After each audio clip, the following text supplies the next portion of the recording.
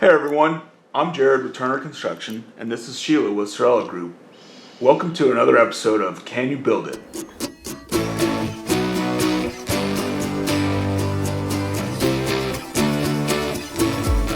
Did you know that there are actually toilet compartment Olympics? That's right, crews get together at certain trade shows and compete to see who can put together the toilet compartments the fastest. So the next time you're in the bathroom and you shut that compartment door, just think about people racing to put those together the fastest they can. Sheila, did any of your installers participate in the toilet compartment Olympics? They don't install, or no, they don't. But if they were going to install them, they would make sure they were done right as well. That's right, because this doesn't matter about being fast. That's right. That's right. That's right. Okay, well let's talk about Sorella Group. Let's talk about Sheila, and let's talk about where it all started. Take us back to the beginning. Take us back to day one of your journey. My journey. I started in the construction industry after being a pastry chef, and I didn't want to work nights and weekends, so I was like, I'll give it a try. Okay. And I started out as an assistant project manager and worked my way up to being a project manager. Worked for a couple of different general contractors, and the last one was a government contractor that was going to be traveling a lot, and, Okay. I had a kindergartner. Sure. And didn't want to travel, so I talked my sister into starting Sorella Group with me. Okay. Hence the name. Sorella is sisters in Italian. Oh, interesting. Yep. Okay. She didn't want to work in the industry for long, so she said 3 years, which she said for 5. And that's how we got started in the basement of my house with Okay. $1,000. Oh, so you started in the basement. Yep. Didn't even have a brick and mortar at that time running from there. No. What you said, I'll give it a try on the construction industry. Was there anything you knew about it or anything that sparked your interest about the construction industry? I figured it wouldn't be boring because you build a building and then you get to move to the next one Sure. and you get to move on. So Yeah. I was like, I won't be boring. Yeah. Yeah. Always something new. Always something new. What about what sparked your interest in the entrepreneurial journey other than, you mentioned family and things like that? Somebody mentioned when a guy that I worked for had mentioned and when I was in my 20s at the first company about starting a company. Okay. And I think it was just a concrete company or something. Okay. And I was too young to start a company at that time. Sure. But at least I thought so. Okay. And it just stuck with me that, hey, this is always a possibility. Looking back, do you think you were too young to start at that journey or? Probably. Yeah, okay. Tell me, what are some of the things that you learned along the way in that process? Well, I think that when we first started, I thought that we were just going to sell some things and make a little money and work with people that we knew, and my goals weren't really high. Okay. I think we were going to do, a couple Yeah. $100,000 Sure. a year. Yeah. That's all that we really needed to. And that was fulfilled in about 6 months. Oh, Yeah. so a little unexpected. Yeah. Yeah. What? So that's something learned. What were some of the challenges you faced along the way? Whether that being in your entrepreneurial ship or in construction, what are some of the challenges? A couple of the challenges in the construction industry is shipping material from around the world. Sure. We import. A lot of our stuff comes from Italy and Germany and Taiwan, and you have different things that happen in the world that jeopardize that stuff getting to us. You have the steel, you have COVID-19, a lot of obstacles in that world, and being able to maneuver around those and not freak out. Being able to have great relationships with our customers so that we can communicate with them and they know that it is a problem, and then Okay. we can work around it. Okay. What? You kind of mentioned some, but what are some of the things you use to overcome those challenges? What are some of the things in your time that you've learned to use and do?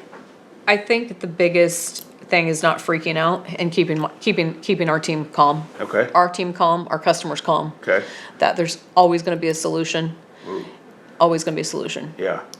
May not be the first choice, Sure. but there's going to be a solution. Sure. So tell me about, you mentioned mentors or mentorship. Has there been some mentors you've had along the way? I've had a few. I've had a few unofficial mentors. Okay. I have met a lot of, especially in Kansas City, because we started here. Sure. A lot of people that we've known over the years that I grew up with that were willing to give us their feedback Okay. and their direction. Okay. And now that you've progressed a little bit through your career, have you been a mentor to anyone? Several people. Several? Okay. Yep, several people. Okay. And do they come to you or you come to them? Both. Okay. I like to not give unsolicited advice. Sure. That's But fair. if they're willing, or I think they, might want it, I'll always ask. Yeah. Yeah. Shifting a little bit, what would you say are some of the some things that are misunderstood about owning your own business and or our construction industry? I think I'll start with the construction industry. I think most people think it's not a very pretty industry, that it's just dirty, and that you're not going to make any money. And I think that's not true. I think that it can be dirty in the field. I think there are dirty Sure. jobs. It's still construction at the end of the It's day. construction, and I think that they don't always have to be. We're usually at the end of a project, and they're fairly clean, and you get to see the finished product.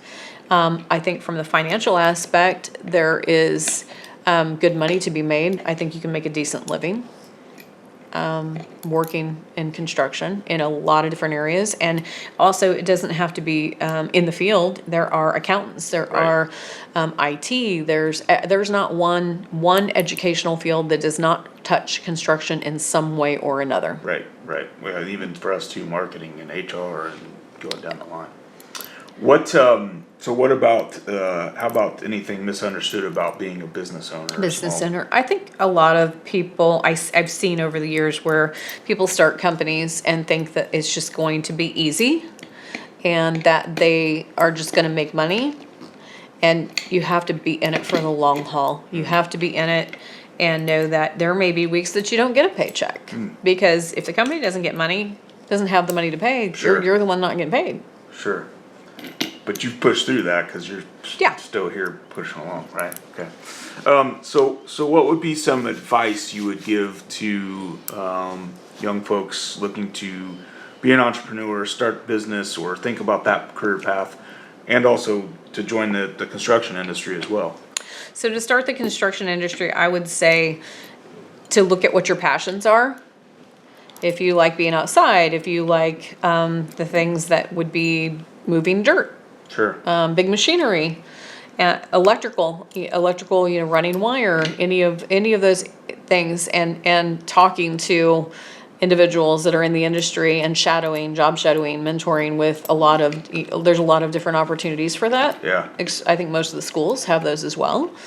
As far as entrepreneurship, I would say talking to as many people as you can, and there are a lot of older folks like myself Okay. that are more than willing to give advice.